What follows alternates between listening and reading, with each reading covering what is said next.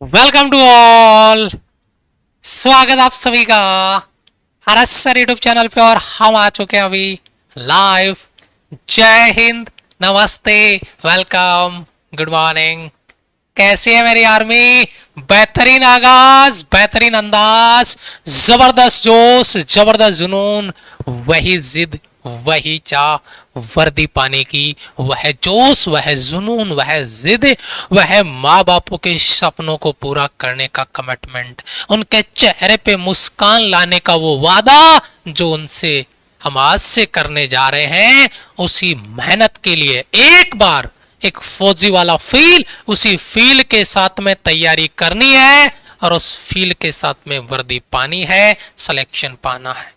एक बार comment box में पूरे जोश, पूरी एनर्जी के साथ में जय हिंद के साथ प्रेजेंट लगा दे सारे के सारे मेरे शेर, और एक बार क्लास को शेयर कर दे दबा के बेहतरीन लेवल पे। इलेक्ट्रोस्टैटिक्स पार्ट 1 यानी पहला लेक्चर हम आज करने वाले हैं। क्लास बड़ी जबरदस्त होने वाली है, जहरीली होने वाली है, बहुत इंपॉर्टेंट होने वाली है। कॉन्सेप्ट अपन करेंगे 12th फिजिक्स का। ये पहला लेक्चर अपन स्टार्ट करने वाले हैं। 12th फिजिक्स का पहला लेक्चर अपन यहाँ पे स्टार्ट करने वाले हैं इलेक्ट्रोस्टैटिक्स। बहुत बेहतरीन लेक्चर है। चाहे एयरफोर्स की बात कर लो, नेवी की बात कर लो, आईसीजी की बात कर लो, एनडीए की बात कर लो, सीडीएस की बात कर लो, बेहतरीन ये लेक्चर आपका होने वाला है। तो चलिए स्टार्ट करते हैं क्लास को। 10 बज चुके हैं बेटा। कॉन्सेप्ट क्लास की आपकी टाइमिंग है। मेरी क्लास पे जरा फोकस करिएगा, गौर फरमाइएगा। 10 बजे अपन कॉन्सेप्ट क्लियर करेंगे और जैसे ही कॉन्सेप्ट क्लियर होगा उसके बाद में उन कॉन्सेप्ट को परमानेंट करने के लिए, क्या आप मेरे इस स्टेटमेंट से एग्री करते हैं कि जो कॉन्सेप्ट आपको सिखाया जाए अगर उस पर प्रैक्टिस करी जाए तो क्या वो कॉन्सेप्ट क्लियर होता है ज्यादा? क्या वो कॉन्सेप्ट परमानेंट होता है? क्या वो कॉन्सेप्ट याद होता है? एक बार एग्रीमेंट कमेंट में दीजिए। अगर हाँ तो फिर धमाके के लिए तैयार हो जाइए।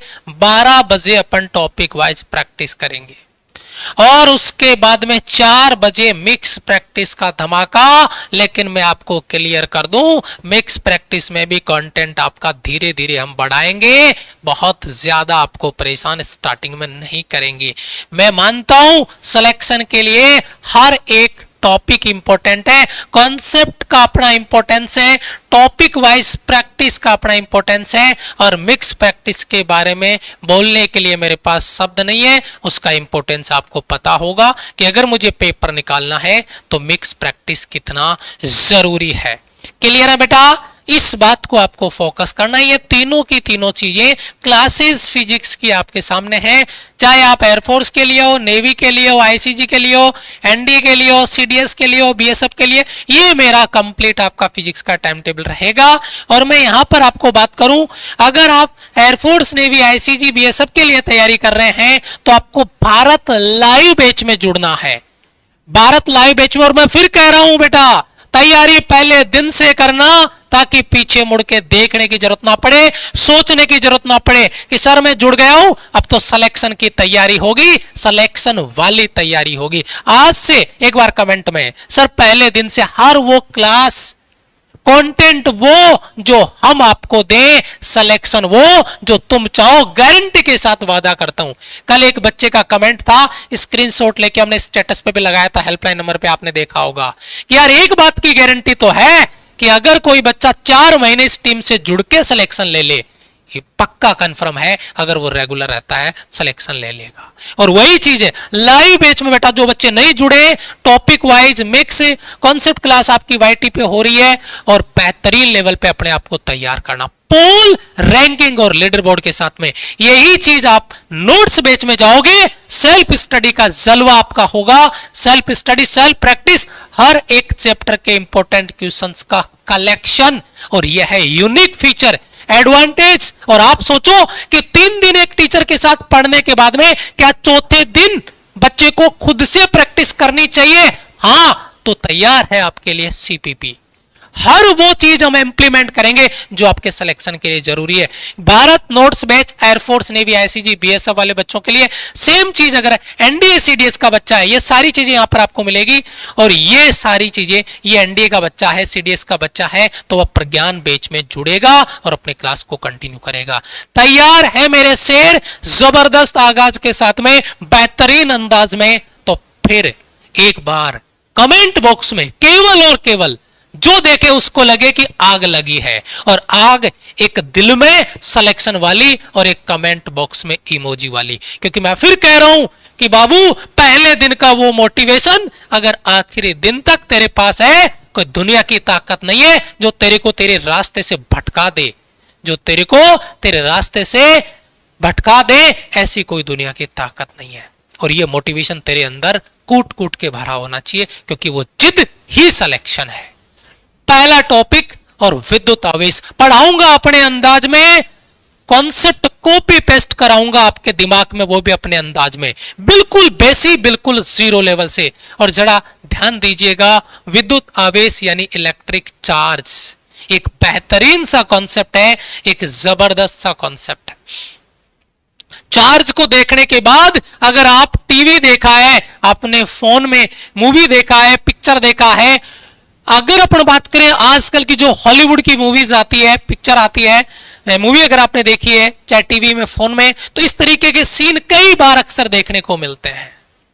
यहां पे आपने देखा होगा बिजली को चमकती हुई, एक पिलर यहां पे है, एक पिलर यहां पे है, और एक बाबूजी यहां पे कोई प्रैक्टिकल कर रहे हैं, और कुछ चार्ज को यहां पे यानी बिजली को चमकते हुए आपको दिखाया गया है, और वो आपकी स्क्रीन पर है। मैं इसी बिजली, इसी चार्ज के बारे में बात करूंगा, इलेक्ट्रिक चार्ज के बारे में बात करेंगे। लेकिन सबसे पहले मेरा एक सवाल, ये इलेक्ट्रिक चार्ज होता क्या है? सबसे पहला मेरा सवाल, ये इलेक्ट्रिक चार्ज होता क्या है? ये इलेक्ट्रिक चार्ज एक प्रॉपर्टी है, एक गुण है किसी वस्तु का, और उस गुण का मतलब है वो या तो इलेक्ट्रिक फील्ड है या आपका मैग्नेटिक फील्ड है, उसके इफेक्ट को क्रिएट करेगा। अभी दिल पे जोर मत डालना, चीजें क्लियर होगी और मैं आपको क्लियर कर दूं। सर मैं क्लास में हूं, बीएस सर को कॉल करो, ठीक है? हाँ जी। तो आवेश पदार्थ का वह गुण है जिसके कारण वो विद्युत क्षेत्र और चुंबकीय क्षेत्र का प्रभाव उत्पन्न करता है। ये बात आपको समझनी होगी। सर विद्युत क्षेत्र और चुंबकीय क्षेत्र का प्रभाव क्या है? बस यहीं पे रुक जा, आगे दिमाग पे जोर नहीं डालना। बस इसके लिए अभी 2 मिनट का टाइम दे, घुमा के लेके आऊंगा इसी पॉइंट पे। लेकिन उससे पहले कुछ डाटा डिलीवर मुझे करना है आपके लिए। सबसे पहला और एक बेसिक चीज, कमेंट में रेस्पॉन्स मुझे चाहिए। और क्या समान प्रकृति के आवेश एक दूसरे को रिपेल करते हैं? यानी same charge, like charge repel, unlike charge attract करते हैं। क्या ये बेसिक चीज आपको पता है? पॉजिटिव पॉजिटिव रिपेल करेगा, इवन नेगेटिव नेगेटिव भी रिपेल करेगा। लेकिन पॉजिटिव नेगेटिव को देख के लग रहा है अभी भाई साहब विकास कर देंगे ये। जी हाँ, ये एक दूसरे को अट्रैक्ट करेंगे और ये एक दूसरे को रिपेल करेंगे। बेसिक प्रॉपर्टी है, बच्चे बच्चे को पता है, ज्यादा दिमाग पे जोर डालने की जरूरत नहीं है। लेकिन मैं आगे चलूंगा, मैं आगे बढ़ूंगा, अगले पॉइंट पे चलूंगा, और वो क्या है? मात्रक और विमा। चार्ज के बारे में बात कर रहे हैं और कोई फॉर्मूला नहीं आया, कोई सिंबल नहीं आया, और क्या बात कर रहे हो गुरु? इधर आइए बेटा। अरे करंट फ्लो के लिए क्या जरूरी है? अरे गुरुजी करंट को लेके जाने वाला चाहिए और उसका नाम है चार्ज, यानी आवेश प्रवाह की दर, रेट ऑफ चार्ज फ्लो क्या कहलाता है? ये बच्चों वाली डेफिनेशन, और आप अब बड़े हो गए हैं। Rate of charge flow current कहलाता है। I बराबर Q बटा T। तो आप मुझे बताइए Q बराबर क्या होगा? IT होगा। और Q यहां पे आपका क्या है? चार्ज है। Q यहां पे क्या है? चार्ज है। सबसे पहले आप मुझे इसका यूनिट बता दीजिए, इसका मात्रक बता दीजिए। मैं एक ही बात करूंगा, कूलाम, कूलोम, कूलाम, आप जो भी बोलो, इसका जो यूनिट है, जो मात्रक है, कूलाम है। लेकिन एक बढ़िया सी इंटरेस्टिंग चीज आपको मैं बताऊंगा बेटा, और मेरे हिसाब से मेरे छोटे भैया यहां पे, और वो क्या मैं कहूंगा एक माइक्रो कुलाम, है ना। माइक्रो का मतलब माइनस का 6 कुलाम, एक नैनो कुलाम, कुलाम को बेटा सी से लिखेंगे, ध्यान रखना, कुलाम को किससे लिखेंगे, सी से। बेटा जल्दी से कमेंट बताओ, नैनो, ये नैनो कुलाम, माइनस का 9 कुलाम, और एक आखिर में आएगा पीको कुलाम, और माइनस का 12 कुलाम। ये पेपर में न्यूमेरिकल का जहरीला मेकअप, न्यूमेरिकल का जहरीला मेकअप होगा, और उसको आपको समझना होगा। बेसिक जो मेकअप है उसका पार्ट होगा micro coulomb, nano coulomb, pico coulomb, micro coulomb, nano coulomb, pico coulomb. Basic चीजें समझने की जरूरत है, काम करने की जरूरत है।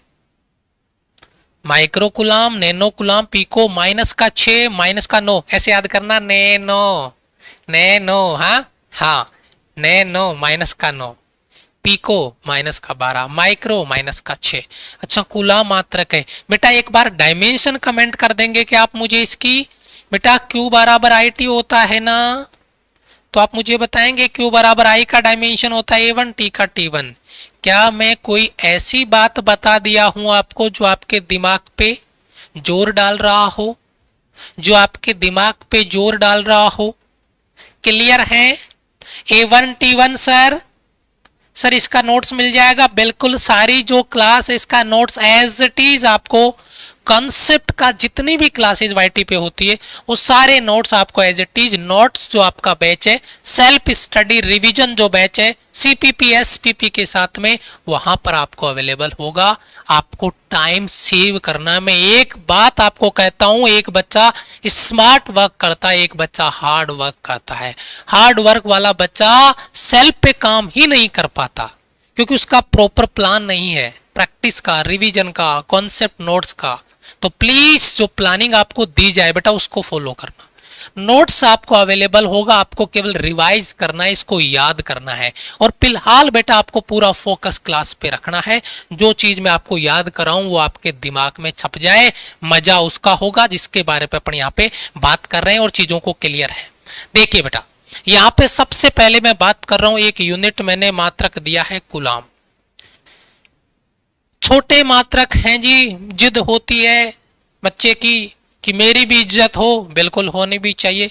स्टेट कुलाम, एब कुलाम या एबी कुलाम भी बोलते हैं इसको इंग्लिश में, छोटे मात्रक है, लेकिन मैं कहता हूं कि जरूरत नहीं है बेटा, जरूरत नहीं है। आपको केवल कुलाम पे काम करना। ये छोटे मात्रक है, 3 इंटू 10⁻⁹ स्टेट कुलाम, ये बेसिक चीज आपकी, यहां तक तो आने की जरूरत ही नहीं है। 1/10 एबी कुलाम इसको छोड़ो, बस स्टेट कुलाम वाला याद रख लो। एक बार कमेंट में लिख सकते हैं कि आप इस बात को सपोर्ट करने के लिए कि एक कुलाम यानी एक कुलाम बराबर 3 × 10⁹ स्टेट। स्टेट छोटा मात्रक है इसका, है ना, छोटे मात्रक के बारे में अपन यहाँ पे बात कर रहे हैं। ठीक है, क्लियर है बेटा? ओके चलो आगे बढ़ते हैं। सबसे पहले चार्ज का जो कॉन्सेप्ट हमने अभी सीखा समझा, उसकी प्रॉपर्टीज के बारे में बात करते हैं। उसकी प्रॉपर्टीज को हम सीखते हैं, उसकी प्रॉपर्टीज को हम समझते हैं। तो बेटा चार्ज की प्रॉपर्टी से जहरीला सवाल, चाहे एनडीए का बच्चा हो, चाहे सीडीएस का हो, एयरफोर्स नेवी आईसीजी का बच्चा हो, बढ़िया सा सवाल तैयार होता है। अब आप कहोगे सर वो बढ़िया सा सवाल कौन सा है, उस पे हमें बात करनी है, उस सवाल को समझते हैं। और वो है बेटा इसकी प्रॉपर्टीज। इसकी प्रॉपर्टीज से बड़ा अच्छा क्वेश्चन बनता है। मैं आपके लिए इसकी प्रॉपर्टीज लेके आया हूं। अगर क्लियर हो, अगर याद हो तो एग्रीमेंट भाई को कमेंट में देना, नहीं तो रोक लेना, क्योंकि मैं कोई जल्दीबाजी नहीं करूंगा। मेरा एक मकसद है, जो कंटेंट लेके आया हूं तो मैं याद करा के जाऊं, छाप के जाऊं उसको। ध्यान दीजिएगा, सबसे पहले हम चार्ज का लेन देन कर सकते हैं क्या? ले भाई 10 रुपया देगा, भाई हम तो 20 लेगा, चल भाई 50 ले भाई 100 रुपए। गोलगप्पे देना भाई साहब 50 के, वो गोलगप्पे भाई साहब 50 रुपए का। मिठाई दीजिए 50 रुपए का, ये दीजिए 50 रुपए की सब्जी दीजिए, पैसे का लेन देन हो रहा है, 50 रुपए लिए, सब्जी दिए है भाई। क्या चार्ज के साथ ऐसा हो सकता है? जी हाँ। लेकिन वो चार्ज का लेन देन अपन नहीं करते। ले भाई 2 कूलाम आवेश ले ले भाई, है ले भाई तू देने यार 3 कूलाम आवेश, मैं नेगेटिव चार्ज हो गया, थोड़ा सा यार पॉजिटिव चार्ज कर दे, एक बढ़िया सा 3 कूलाम चार्ज का इंजेक्शन लगा दे। ऐसा तो नहीं होता है। लेकिन चार्ज जो बॉडी है, जो वस्तु है, जैसे मान लीजिए ये स्टैंड है, ये आपका कोई रोड है, इसको इसके साथ में हाय हेलो कनेक्शन में लेके आए, घंटी बजा दी, तो इसमें से चार्ज इसमें चला गया या इसमें से इसमें चला गया, वो प्रॉपर्टी पे डिपेंड करता है। लेकिन हाँ, अगर ये एक दूसरे के नजदीक में आ रहे हैं तो यहाँ पे चार्ज का लेन देन हो सकता है। जी हाँ, क्या हो सकता है? चार्ज का लेना देना हो सकता है। और ये चार्ज को हम एक बॉडी से दूसरी बॉडी में ट्रांसफर कर सकते हैं। पहली प्रॉपर्टी क्लियर है क्या? पहली प्रॉपर्टी क्लियर है क्या? चार्ज का लेन देन, चार्ज का ट्रांसफर पॉसिबल है एक बॉडी से दूसरी बॉडी में। बॉडी का मतलब इंसान मत समझ लेना, बॉडी का मतलब मैं वस्तु की बात कर रहा हूं। कोई एक बॉडी से दूसरी बॉडी, एक वस्तु से दूसरी वस्तु में। अभी बच्चे को गैस बनेगा तगड़ा वाला, कौन सी बॉडी से कौन से में जाएगा, किस में से किस में जाएगा, ये तो बता दो। तो मैं कह रहा हूं थमो, एक घूंट पानी पियो और फिर देखो चलवा। रुको थोड़ी देर, ये भी क्लियर करूंगा। चार्ज सदैव द्रव्यमान वाली वस्तु पे रहता है, आवेश द्रव्यमान रहित वाली बॉडी पे नहीं रह सकता। द्रव्यमान आवेश रहित हो सकता है। सर जी ये पहली मेरे कुछ समझ नहीं आई, ये क्या बोल गया रे सर, कुछ पल्ले ही नहीं पड़ा। मैंने कहा अपने स्टाइल में सिखाते हैं तेरे को। क्या भाई, चार्ज को रहने के लिए क्या चाहिए? सर चार्ज कहाँ रहेगा? चार्ज तो किसी बॉडी पे रहेगा। अरे भाई चार्ज कहीं हवा में रह सकता है क्या? हेलो, चार्ज हवा में रह सकता है ना? चार्ज को रहने के लिए क्या चाहिए? बॉडी। बॉडी का कोई ना कोई क्या होगा? मास। मतलब चार्ज मास को धोखा नहीं देगा, चार्ज मास के ऊपर आएगा, चार्ज मास के ऊपर आएगा। मास होगा तो चार्ज उस पर आ सकता है, नहीं भी आए वो बात अलग है, न्यूट्रल हो नहीं आए वो बात अलग है। लेकिन चार्ज को रहने के लिए क्या चाहिए? बॉडी चाहिए, यानी मास। देखो क्या लिखा है, चार्ज सदैव मास के साथ आता है, बिना मास के चार्ज नहीं आ सकता। बिना मास के चार्ज कहां आएगा? ये देखो यहां पे चार्ज है सर, दिख रहा है बेटा? अरे सर हवा में चार्ज कैसे आ जाएगा? नहीं आएगा, मास पे चार्ज आएगा। लेकिन मास ने धोखा दिया किसको? चार्ज को। कैसे? मास बिना चार्ज के भी आ सकता है। मेरे पास कोई ऐसी बॉडी है, मैं ये कह दूं कि ये बोतल है, साहब ये न्यूट्रल है, मैंने ये कह दिया ये न्यूट्रल है, मास है इसका। बोला सर मास है। मैंने कहा, मैंने चेक करके देखा था, इसके पास कोई चार्ज नहीं है, मतलब ये तो धोखा है। मास बिना चार्ज के आ गया, जबकि बेचारा चार्ज क्या कह रहा था, मैं तेरे बिना जी नहीं सकता, मैं तेरे बिना रह नहीं सकता। मास नहीं तो चार्ज नहीं, ये स्टेटमेंट चार्ज के है कि तू नहीं, यानी मास नहीं तो मैं नहीं, मास है तो चार्ज हो सकता है। लेकिन मास ने कहा कि भाई साहब देखो हमारे से ऐसा नाटक नहीं होता, अपन तो मास के साथ भी आ सकते हैं और बिना बिना चार्ज के भी आ सकते हैं। अब देखो इस पे चार्ज नहीं है लेकिन मास तो है। देखो क्या लिखा है, मास आवेश रहित भी हो सकता है, मास बिना चार्ज के भी आ सकता है। लॉजिक समझ में आया क्या? कॉन्सेप्ट फील हुआ, दिमाग में छपा? ये कॉन्सेप्ट बड़ा खतरनाक है, रट्टा मत मारना, फील करना, समझी हुई चीजें याद रहेगी। रट्टाफिकेशन वाली क्लास के बाद में मामला साफ खत्म, जीरो, वो याद नहीं रहेगी। ये लाइन रट लोगे ना, कभी याद नहीं रहेगी, रटने वाली चीजें नहीं रहेगी। चार्ज को क्या चाहिए? मास। बिना मास के चार्ज कहां रहेगा? लेकिन मास ने धोखा दिया कि साहब हम तो बिना चार्ज के भी आ गए, लो कर लें जो कर लो। मास बिना चार्ज के भी आ सकता है, मास चार्ज के साथ भी आ सकता है, बिना चार्ज भी आ सकता है। चलो अगला वाला, ये बहुत इंपॉर्टेंट है, पेपर में आया भाई, बहुत बार आया, पेपर में आया, बहुत बार आया। क्या? कंजर्वेशन। हाँ, चार्ज को हल्के में ले रहे हो क्या? मशीन लगाई और चार्ज को छाप लिया, बना लिया, विकास कर दिया। है भाई, चार्ज का विकास नहीं होता। तुम सोचो चार्ज को खत्म कर देंगे ना, चार्ज को ना तुम क्रिएट कर सकते ना तुम डिस्ट्रॉय कर सकते। हाँ, एक बॉडी से दूसरी बॉडी में क्या कर सकते हो, ट्रांसफर कर सकते हो, और इसे कहते हैं चार्ज का कंजर्वेशन लो। चार्ज हमेशा क्या रहता है बेटा, कंजर्व्ड रहता है। Logic clear, logic clear. Charge का कंजर्वेशन होता है। सवाल है पेपर का, चार्ज कौन सी प्रॉपर्टी बेस्ड है, इनमें से कोई भी प्रॉपर्टी आ जाएगी। थ्योरी का सवाल मैं लेके आऊंगा ना प्रैक्टिस में, पता चलेगा सवाल कैसे बनेंगे, घबराने का नहीं। लास्ट वाली प्रॉपर्टी, चार्ज की वेलोसिटी पे डिपेंड है। मैं यार एक बढ़िया सी एक बात बताता हूं आपको, सही सही बताइयो। चार्ज है भाई, इस बोतल पे हाँ, इस बोतल पे 5 कूलाम आवेश है, 5 कूलाम का चार्ज दे दिया इसको। अब ये 5 कूलाम का चार्ज अभी है इस पे, अभी तो ये रेस्ट में है। सुनना मेरी बात। अब मैंने इसको गाड़ी में लेके मैं बैठ गया ऐसे करके, मेरी आदत यही है, मैं क्लास में आता हूं ऐसे ही लेके आता हूं इसको, क्लास से जाता हूं ऑफिस में तब भी ऐसे लेके जाता हूं। मैं इसको ऐसे लेके गाड़ी में बैठ गया साहब। अब गाड़ी 100 की स्पीड से चल रही है, क्योंकि आज भाई साहब उड़न खटोला लेके आए, धन्नो नहीं, आज उड़न खटोला है। 100 की स्पीड में उड़न खटोला उड़ रहा है अपना, चल रहा है भाई साहब हवा से बातें करते हुए। फिर मैंने इसका चार्ज चेक किया, भाई चार्ज कितना, पहले कितना था 5 कूलाम। जब गाड़ी 100 की रफ्तार से जा रही है तो ये भी तो गाड़ी के अंदर ही है, ये भी तो गाड़ी के अंदर ही है, तो इसकी भी स्पीड 100 की होगी। बोला हाँ। फिर मैंने इसका चार्ज चेक किया तो भाई साहब इसका चार्ज फिर भी 5 कूलाम ही आया, फिर भी 5 कूलाम ही आया। क्यों? क्योंकि मेरे भाई charge does not depends on velocity of body. अरे वेलोसिटी बढ़ाने पे चार्ज नहीं बढ़ जाता है मेरे भाई, ना घट जाता है। अगर ऐसा होता ना, इलेक्ट्रिक वाली कार 200 की स्पीड में चलाते, ज्यादा करे तो 300 की स्पीड में चलाते। भाई स्पीड बढ़ रही है, रे बैटरी चार्ज हो रही है अपने आप ही। अरे भाई 400 की चला, मजे ही मजे, क्योंकि जितनी स्पीड उतना चार्ज है भाई। हाँ नहीं नहीं नहीं नहीं, गलत हो जाएगा। चार्ज पे डिपेंड, चार्ज वेलोसिटी पे डिपेंड नहीं करता। क्लियर, फील हुआ? अपने अंदाज में एग्जाम्पल याद हुए, ये प्रॉपर्टीज हैं पेपर में सवाल बनाएगी। क्लियर हुआ क्या? एक बार जबरदस्त जोश कमेंट में दिख जाए, मैं एक घूंट पानी पी लूं जोश देखते हुए आपका।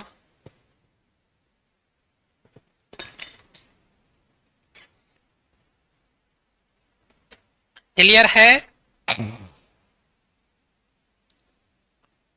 क्लियर है बेटा?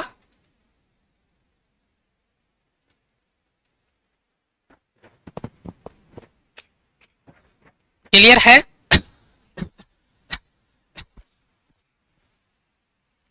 हाय हाय हाय अब आता है चार्ज के 3 सवाल डिट्टो पेपर में, एज इट इज पेपर में। क्या सवाल है? चार्ज की 3 कंडीशन है। अगर आपने चार्ज को रेस्ट में रखा, ये कोई चार्ज है और अगर ये रेस्ट में है तो इसका वेलोसिटी 0। अगर कोई चार्ज रेस्ट में रहता तो भाई साहब, अगर गलती से तुम चार्ज को छोड़ के गए सुबह, सुनना मेरी बात, सुबह चार्ज को घर पे छोड़ के गए, शाम को आके देखा चार्ज को, तो जैसे ही आप नजदीक जा रहे हो तो चार्ज क्या करे, भाई हेलो वही रुक जा, नजदीक नहीं आई हो। बोला क्यों? बोला मैं सुबह से शाम तक यहाँ पे रेस्ट में बैठा हूं। बोला हाँ तो भैया मैंने अपना इलेक्ट्रिक फील्ड जनरेट कर लिया, मैंने अपने चारों ओर विद्युत क्षेत्र बना लिया, और अगर इस विद्युत क्षेत्र में कोई आया तो छील के रख देंगे, ये चार्ज ने बोला। यानी अगर कोई चार्ज रेस्ट में है तो अपने चारों ओर विद्युत क्षेत्र उत्पन्न करता है।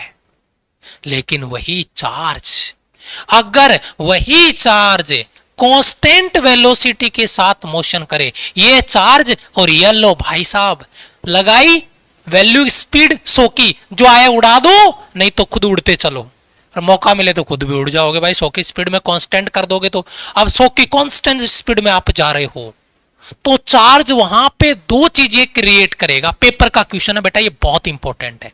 वहां पे इलेक्ट्रिक फील्ड भी होगा और वहां पे मैग्नेटिक फील्ड भी होगा अगर चार्ज कांस्टेंट स्पीड के साथ आगे बढ़ रहा है तो। अगर चार्ज कांस्टेंट स्पीड के साथ आगे बढ़ रहा है तो वेलोसिटी कांस्टेंट है, तो वहां पे विद्युत क्षेत्र और चुंबकीय क्षेत्र दोनों उत्पन्न होंगे। लेकिन लेकिन लेकिन अगर मेरे भाई, अगर मैं बात करूं वेलोसिटी चार्ज का does not equal to constant, तो भैया विद्युत क्षेत्र भी होगा, चुंबकीय क्षेत्र भी होगा। और भाई साहब कांस्टेंट नहीं है तो वो गाड़ी ऐसे नहीं भगाते जैसे पहले गियर में गाड़ी फिर second gear, third gear, fourth gear, sixth gear, और भाई साहब सिक्स्थ गियर में गाड़ी को लिया और एक्सेलरेट कर दिया गाड़ी को, और गाड़ी को भाई साहब हवाई जहाज बना दिया। तो जब वो एक्सेलरेट हो रहा है तो भाई साहब उसके जो गाड़ी के पीछे गैस निकलती है ना, वो गैस भी उसी अंदाज में निकलती है भाई साहब, पूछो मत। यानी इलेक्ट्रिक फील्ड और मैग्नेटिक फील्ड के साथ साथ जब आप एक्सेलरेट करोगे तो मान के चलो वहां पे इलेक्ट्रोमैग्नेटिक वेव भी साथ में निकलेगी। और ये सवाल बहुत इंपॉर्टेंट है, एक बार मेरे साथ इसको याद, एक बार रिकॉल कर लो। बॉडी रेस्ट में है, विद्युत क्षेत्र कांस्टेंट वेलोसिटी से मोशन कर रहा है, विद्युत क्षेत्र और चुंबकीय क्षेत्र दोनों, लेकिन v does not equal to constant. अगर कांस्टेंट नहीं है तो विद्युत क्षेत्र चुंबकीय क्षेत्र के साथ साथ इलेक्ट्रोमैग्नेटिक वेव जनरेट करेगा। एक बार सारे बच्चे मुझे इस बात को लेकर सपोर्ट करेंगे कि एक बार सारे बच्चे इस बात से जवाब देंगे, मेरे साथ एक बार रिकॉल करेंगे फटाफट, क्योंकि भाई साहब पेपर का क्वेश्चन है, छाप के छोड़ूंगा दिमाग में। तुम कमेंट में रिप्लाई करोगे, इससे पहले तो मैं इधर रिवाइज कर दूंगा।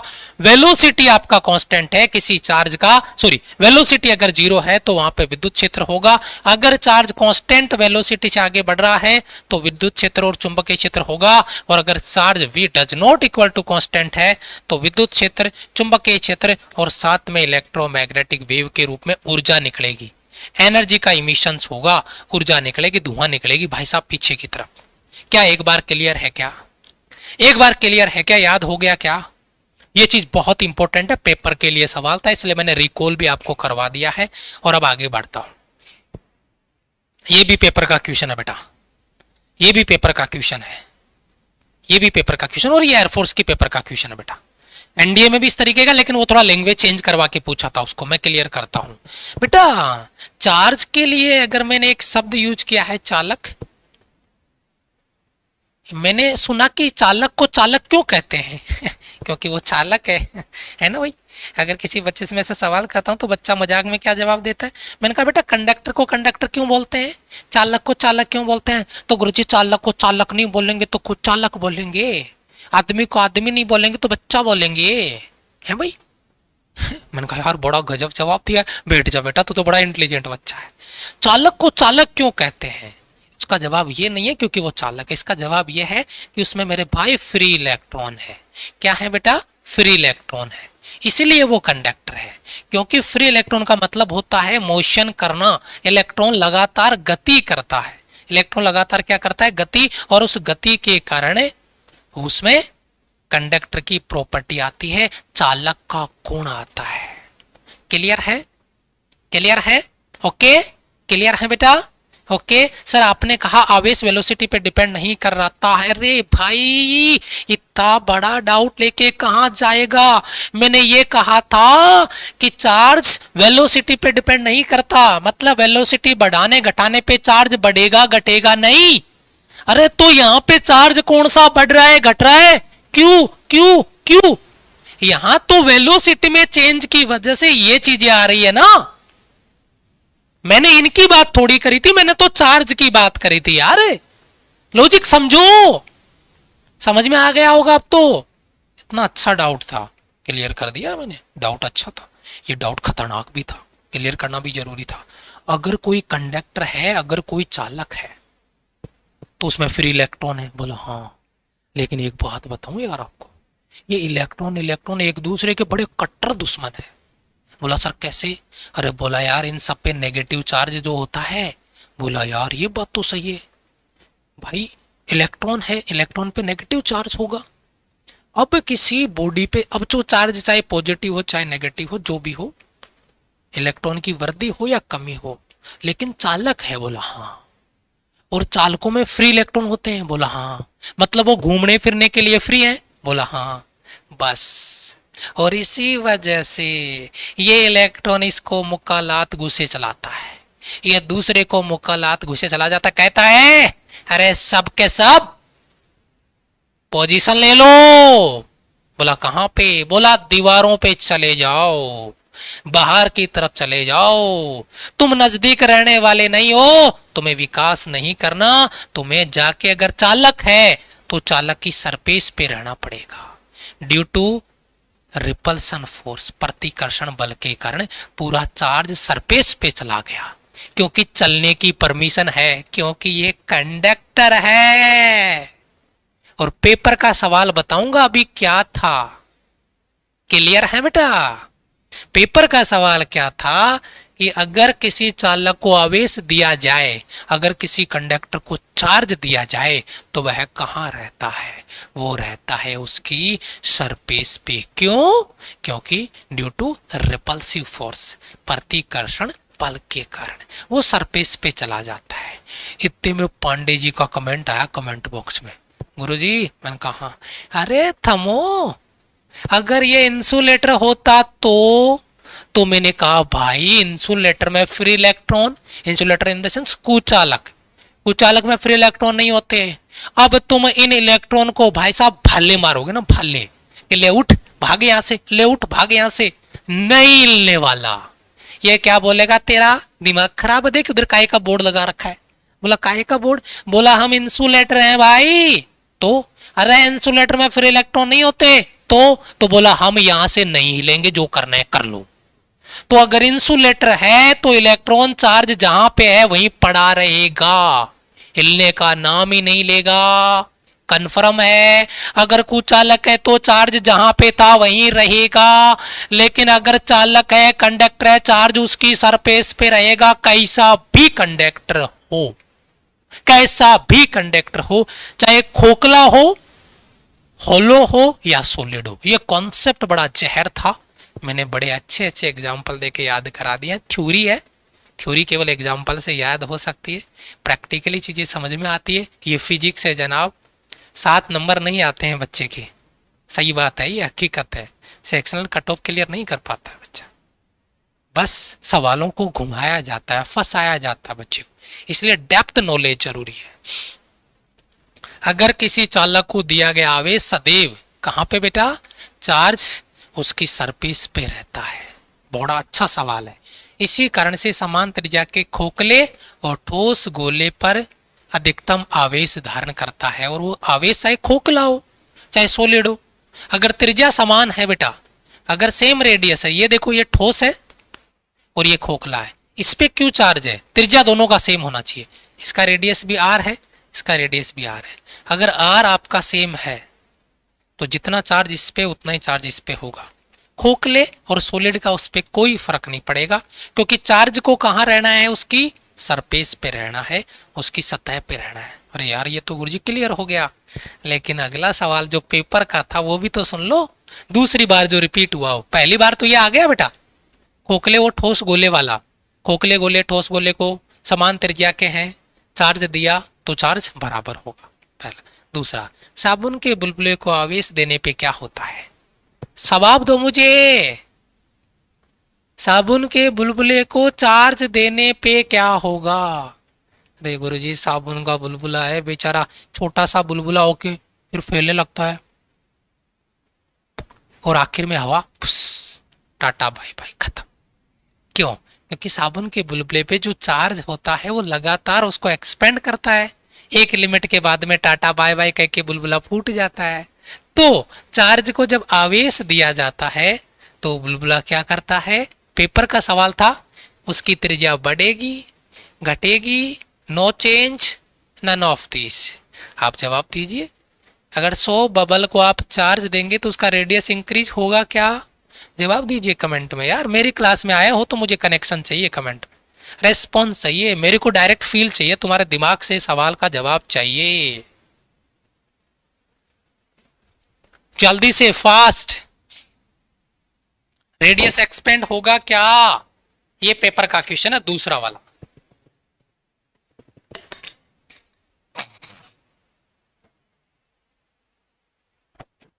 प्रैक्टिस क्लास में मजा आएगा, देखना तुम आज छीलोगे सवालों को बढ़िया से।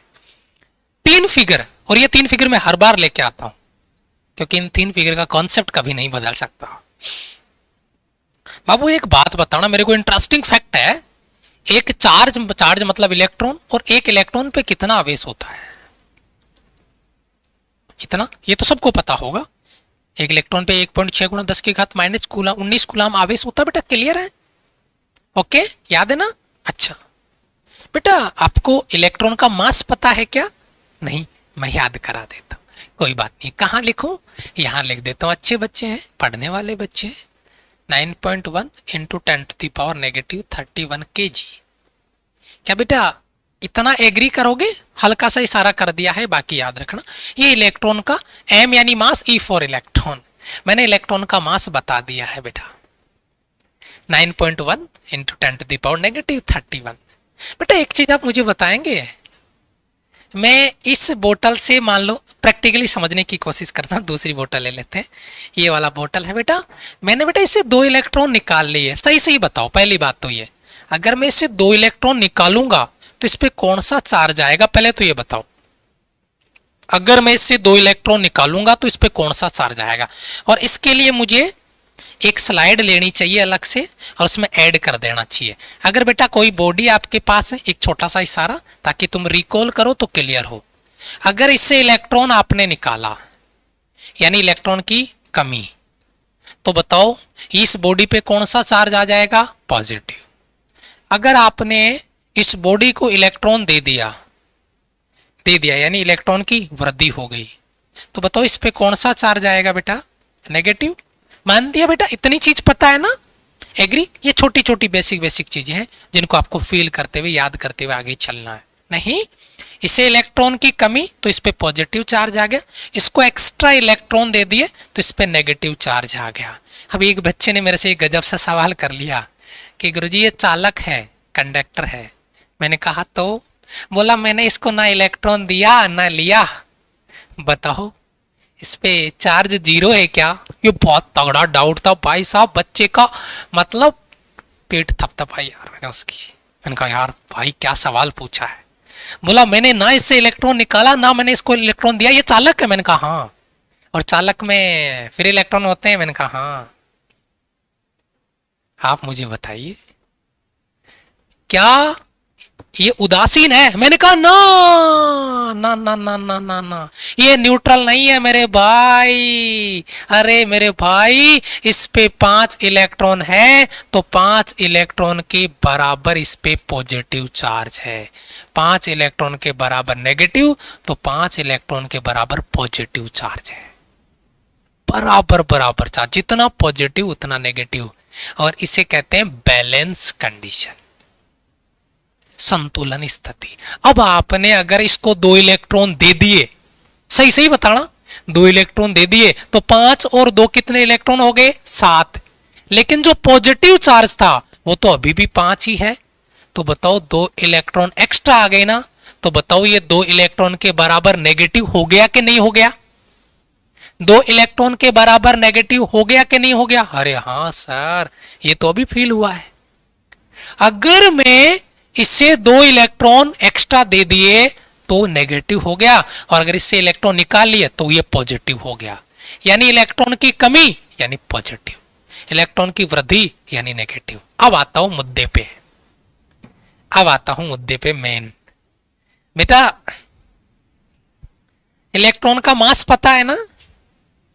अगर मैंने इससे 2 इलेक्ट्रॉन एक्स्ट्रा दे दिए तो क्या इलेक्ट्रॉन का मास है पता आपको? हाँ सर, कितना है?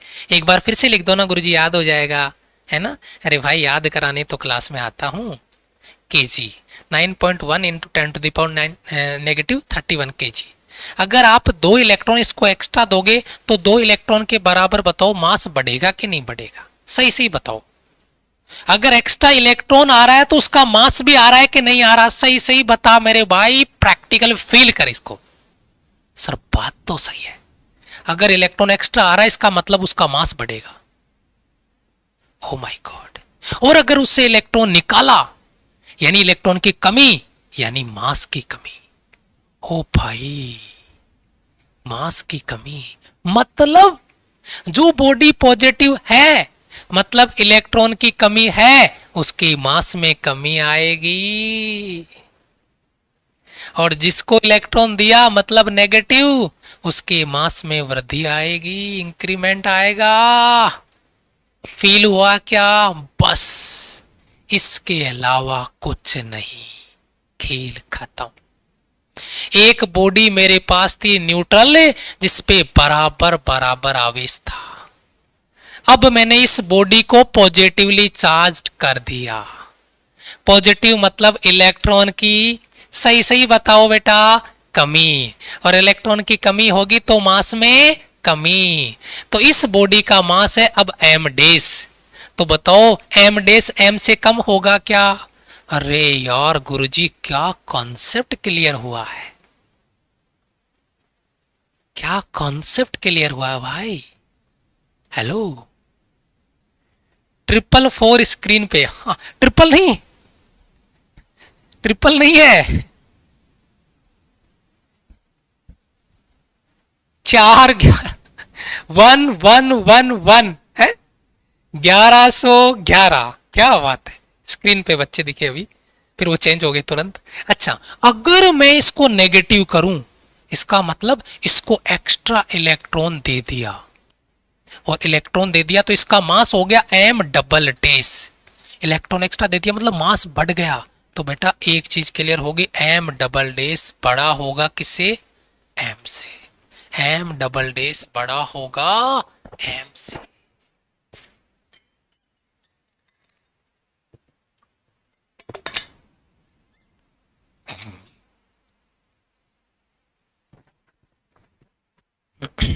क्लियर है? याद हो रहा है कि बस इतना बता दो, दिल खुश हो जाएगा। अरे क्लास से 5 एक्स्ट्रा ले लूंगा, 2 मैराथन एक्स्ट्रा ले लूंगा, लेकिन एक कमिटमेंट मेरा पूरा होना चाहिए। बच्चे को फील आए, बच्चे को याद आए, याद करें वो क्लास में, उसको लगे कि यार बस छाप दिया, अब तो प्रैक्टिस में जहर उगलूंगा मैं। सर अपना जहर यहां पे लेके आएंगे स्क्रीन पे और मैं उसको फोड़ूंगा। वो कमिटमेंट करना है, मजा तो तब आएगा।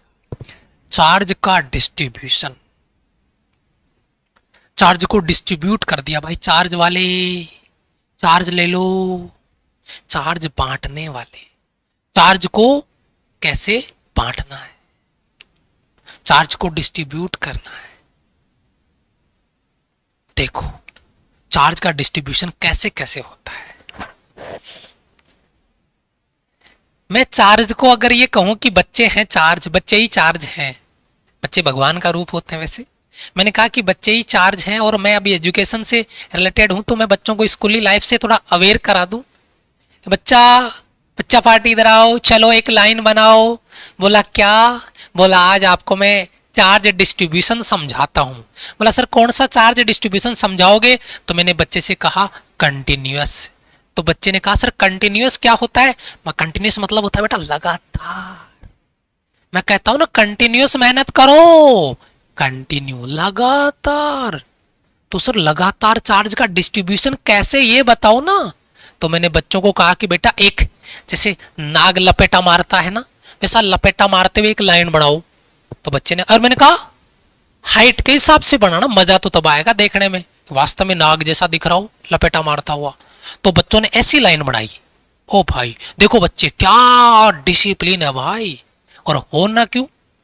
क्योंकि आरएस सर ने बोला है भाई, उनको डिसिप्लिन से सख्त प्यार है। डिसिप्लिन फर्स्ट है, स्टडी बाद में। लाइन के लिए बोला है तो मुझे लाइन ही दिखनी चाहिए प्रॉपर गैप के साथ में। और इसलिए कहता हूं कि आप मेरे से ऑनलाइन पढ़ सकते हो, ऑफलाइन में मेरे से वही बच्चा पढ़ सकता है जो डिसिप्लिन में रह सकता है। बहुत खतरनाक है मामला, और इसीलिए हम ऑफलाइन नहीं पढ़ाते, है ना। ये आपका एक लाइन के रूप में चार्ज का डिस्ट्रीब्यूशन है, और इसीलिए इसे क्या कहते हैं? ओ, लाइन को देख के याद आया, इसे तो लीनियर चार्ज डिस्ट्रीब्यूशन कहते हैं, रेखीय आवेश वितरण कहते हैं। दूसरा, एक सरफेस पे चार्ज का डिस्ट्रीब्यूशन कर दिया। मैंने कहा बच्चा लीनियर चार्ज डिस्ट्रीब्यूशन समझ में आ गया? ये लाइन के रूप में तुम्हारा डिस्ट्रीब्यूशन है, तो ये लीनियर चार्ज डिस्ट्रीब्यूशन है। मैंने कहा चुटकी बजाते सारे बच्चे 5-5 बच्चों की लाइन बना के यहां पे खड़े हो जाएंगे, 10-10 बच्चों की लाइन बना के खड़े हो जाएंगे, 10-10 बच्चों की 10 लाइन बना दो, बच्चे तुरंत खटखट खटखट खटखट, भाई साहब खत्म, 1 मिनट में लाइन तैयार। एक सरफेस के ऊपर चार्ज का डिस्ट्रीब्यूशन ऐसे एरिया के रूप में, और इसीलिए इसे कहते हैं सरफेस चार्ज डिस्ट्रीब्यूशन, एरिया के रूप में। ये सरफेस के ऊपर हो गया। और तीसरा आता है, मैंने कहा बच्चों 1 2 3 बोलते ही अपनी अपनी क्लास में जाएंगे, अपना बैग निकालेंगे और भाई साहब तुरंत पढ़ाई स्टार्ट कर देंगे। और जैसे मैंने कहा 1 2 3 गो, इतने में बच्चे निकल के तुरंत अपने क्लासरूम में जाके, भाई साहब क्लासरूम की बात कर रहा हूं। आप कहोगे सर इसमें और उसमें क्या फर्क है, ये ओपन सरफेस है, मैदान की बात हो रही है, लेकिन ये रूम के अंदर है। और रूम का क्या हो सकता है, वॉल्यूम हो सकता है, आयतन हो सकता है, और इसीलिए इसे क्या बोलेंगे, वॉल्यूम चार्ज डिस्ट्रीब्यूशन। ये डायग्राम भी देख लो, गोले के अंदर चार्ज है, इसीलिए अंदर है गोले के, तो ये आपका हो गया वॉल्यूम चार्ज डिस्ट्रीब्यूशन। एक बार सारे बच्चे ऐसे याद करके बताएंगे, बेटा चार्ज का डिस्ट्रीब्यूशन कितने तरीके का, चार्ज का डिस्ट्रीब्यूशन कितने तरीके का, आप कहोगे सर 3 तरीके का। मैंने कहा कौन कौन से, बोला गुरुजी लीनियर चार्ज डिस्ट्रीब्यूशन, बोला सर जी सरफेस चार्ज डिस्ट्रीब्यूशन, इसे बोलेंगे क्षेत्रीय आवेश वितरण, और ये होता है वॉल्यूम यानी आयतन, ठीक है, वॉल्यूम चार्ज डिस्ट्रीब्यूशन। मैंने कहा यार ये तो तुम्हें याद हो गया, तो फिर इस पे थोड़ा डिटेल से बात कर लें, बोला सर कर लो फटाफट। तो देखो सबसे पहले लीनियर चार्ज डिस्ट्रीब्यूशन की बात करते हैं, ये भी लीनियर है। ओए डाउट आया, ये क्या है, ये वॉल्यूम है सर, ना मुन्ना ना, हाँ हाँ गलत बात। ये देखो एक रेखा के ऊपर वॉल्यूम का डिस्ट्रीब्यूशन है, ये एक गोला है जिसपे चार्ज को रखा गया है, ठीक है। सर आपने कहा कि चार्ज गोले की सरफेस पे होता है, फिर रेक्टिफिकेशन आ गया, फिर रेक्टिफिकेशन आ गया। सर आपने कहा चार्ज गोले की सरफेस पे होगा, बिल्कुल होगा सरफेस पे, चालक के। मैंने ये कब कहा, ये चालक है या कुचालक, डाउट सोचते हो, गहराई में नहीं जाते, नहीं तो जवाब भी मिल जाता। हो सकता है ये कुचालक हो मेरे भाई। चलो, तो लीनियर चार्ज डिस्ट्रीब्यूशन को यहां पे लेमडा से रिप्रेजेंट करते हैं, लेमडा बराबर क्यू बटा एल, बस एक छोटा सा फॉर्मूला है। इकाई लंबाई पे जो आवेश है उसे रेखीय आवेश घनत्व कहते हैं, लेमडा बराबर क्यू बटा एल, मात्रक हो जाएगा कूलाम प्रति मीटर। लेमडा से लिखते हैं इसको, न्यूमेरिकल में काम में आएगा, थोड़ा सा याद रख लेना, ठीक है। लेमडा बराबर क्यू बटा एल यानी कूलाम प्रति मीटर। चलो छोड़ो, इतना बहुत है। दूसरा सरफेस, पृष्ठ, पृष्ठीय आवेश वितरण। सरफेस पे देखो ये सरफेस है, अरे सर ये तो लीनियर है, हाँ हाँ हाँ हाँ हाँ, खाली खाली, ये रिंग है, ये रिंग है, और ये गोला है, गोला, अरे बाबू गोला, ये आपकी रिंग है और ये गोला स्फेयर है, इसकी सरफेस पे चार्ज है, ठीक है। और ये आपका एक प्लेट है, इसको सिग्मा से लिखते हैं, तो बेटा सिग्मा बराबर क्यू बटा ए। अरे यार गुरुजी मजाक कर रहे हो, सर लीनियर में क्या बताया था, मैंने कहा लेमडा बराबर क्यू बटा एल। हेलो कर लो बात, लेमडा की जगह सिग्मा, क्यू की जगह क्यू, यहाँ पे एरिया तो ए, पीछे लंबाई तो एल। हेलो ये तो कॉपी कर रहे हैं गुरुजी, ये तो पूरा कॉपी कर रहे हैं। मैंने कहा हाँ जी पूरा कॉपी है, बताओ। सर मात्रक बता दो। हे गुरुजी मात्रक भी हमारे से ही पूछोगे क्या, ये बच्चों वाले सवाल हम नहीं बताया करते, बच्चे हैं बताएंगे यार। कूलाम प्रति मीटर स्क्वायर बेसिक है, मैं तीनों को भी कंपेयर करवा दूंगा, घबराना नहीं है। तीसरा आ गया बेटा वॉल्यूम, आयतन। जैसे गोले के अंदर हो, एक रूम के अंदर हो, उसको अपन बोलेंगे वॉल्यूम, है ना, आयतन। तो बेटा उसमें क्या होता है, इसको अपन लेमडा सिग्मा ले लिया, इसको रिप्रेजेंट कर देंगे। जैसे मान लो आपने रो से रिप्रेजेंट कर दिया, तो मैं यहाँ पे रो ले लेता हूँ और वो ले लिया बेटा ये हो गया Q और आयतन में क्या आ जाएगा V। बस इतना सा याद रखना है। और कूलाम प्रति आयतन का मात्रा क्या होता है बेटा? Metre cube. कूलाम प्रति मीटर क्यूब। बहुत ही जबरदस्त आपका सवाल, कूलाम प्रति मीटर क्यूब। बस अब देखो मैं लिखता हूं नंबर 1 लैम्डा बराबर Q बटा L। बस दूसरे में एरिया सिग्मा, सिग्मा बराबर Q बटा A।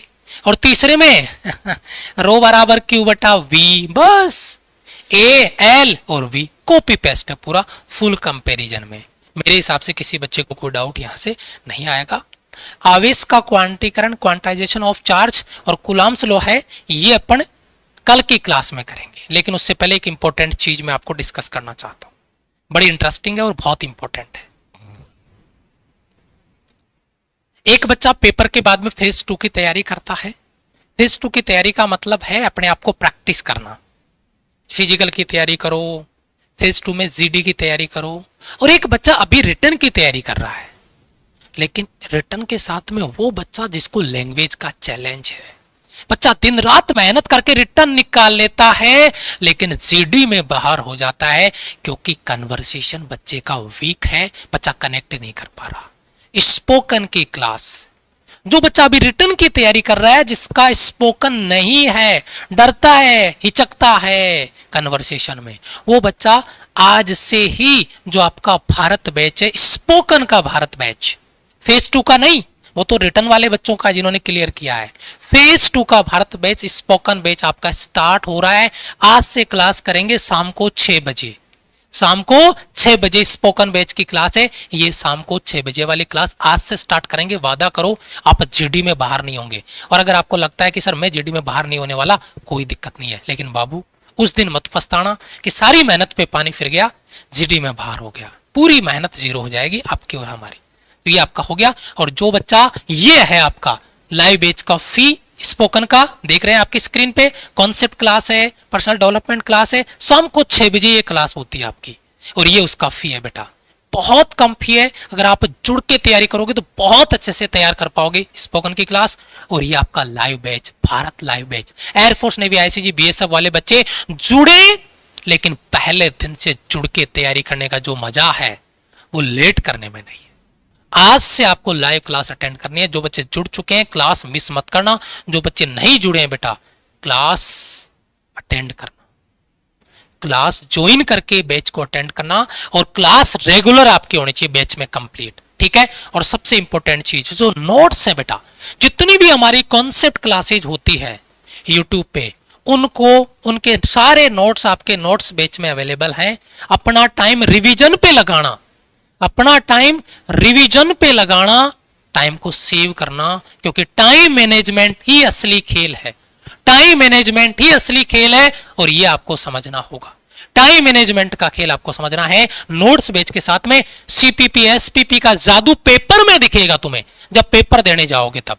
तो नोट्स बैच पहले दिन से रिवीजन, वादा करो तोड़ेंगे नहीं, और रेगुलर। और ये एनडीए सीडीएस वाले बच्चे, एफकेट वाले बच्चे प्रज्ञान बैच में जुड़ के लाइव बैच में बेटा तैयारी अपने स्टार्ट करेंगे बेहतरीन लेवल पे। मेरे जस्ट बाद में मुकेश सर की क्लास आ रही है, मैथ्स की जबरदस्त लेवल का अपडेटेड कंटेंट और उनकी मेहनत।